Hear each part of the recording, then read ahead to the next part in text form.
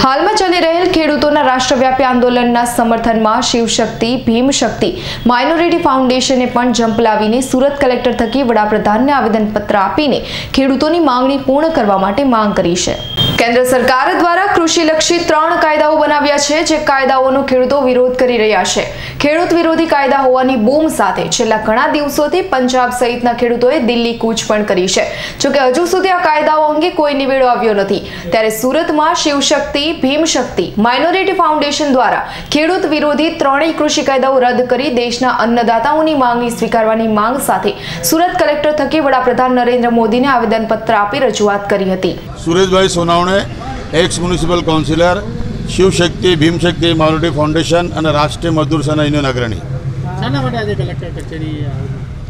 કેન્દ્ર સરકાર દ્વારા શાહી ફરમાનથી જે 3 કૃષિ કાનૂનો પાસ કરવામાં આવ્યા છે એ બાબતે પંજાબના કિસાનો 2 મહિનાથી અને છેલ્લા 10 દિવસથી આખા દેશના કિસાનો દિલ્હીના બોર્ડર પર જ્યારે આંદોલન કરી રહ્યા છે આ કાયદાઓ રદ કરવા માટે, ત્યારે એમના સમર્થનમાં કલેક્ટરશ્રી દ્વારા એક આવેદનપત્ર વડાપ્રધાન સુધી પહોંચાડવા અમે અહીંયા આવ્યા છે। કેન્દ્ર સરકારે 6.5 વર્ષમાં 32 કામદાર વિરોધી કાનૂનો અને 18 જેટલા કિસાન વિરોધી કાનૂનો પસાર કરીને આ દેશમાં એક પ્રકારે સમાજવાદી અર્થવ્યવસ્થાને ખત્મ કરી મૂડીવાદી અર્થવ્યવસ્થા તરફ દેશને દોરાવવાનું કામ આદરણીય નરેન્દ્રભાઈ મોદી સાહેબ કરી રહ્યા છે, જેને અમે સખ્તમાં ઉખોડી કાઢીએ છીએ અને સરકાર સમક્ષ માગણી છે કે આ અન્નદાતાઓની માગણી પર તમે તત્કાળ ધ્યાન આપે, આ 3 કાયદા રદ કરવામાં આવે। કારણ કે રાષ્ટ્રીય સંત ગુરુ નાનક દેવજીએ બી કીધું છે કે થોપા ન જાય કોઈ, આ પ્રકારના કાનૂન થોપવાથી દેશને ખૂબ જ નુકસાન થવાના છે, કિસાનોને પાયમાલ થવાના છે। માટે સરકાર જો આ નહીં માનશે તો 8 તારીખે જે કિસાન યુનિયન દ્વારા બંધનું એલાન આપેલ છે એ બંધના એલાનમાં અમે તમામ લોકો સામેલ થઈને એને ઉગ્ર રીતે અમે વિરોધ કરીશું। મારું નામ અરુણભાઈ કલાલ છે।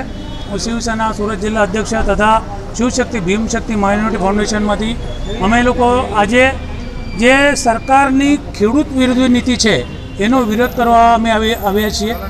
અત્યારે જે પ્રમાણે સુરેશભાઈ કીધું કે ભાઈ આ 50 કાયદા લાવીને આપણે એક બાજુ તો કે ખેતી પ્રધાન દેશ છે, પણ ખેડૂતોને જ એ લોકો આજે મારી નાખવા બેઠા છે અને ખેડૂતોની જે માગણી છે એને અસ્વીકાર કરીને એમને રસ્તા પર જે આંદોલન ચલાવી રહ્યા છે, આંદોલન કરી રહ્યા છે ખેડૂતો, એમને પણ એ લોકો તાનાશાહીથી અને આપણા એનાથી બંધ કરી રહ્યા છે, એને અમે વખોડી કાઢીએ છીએ।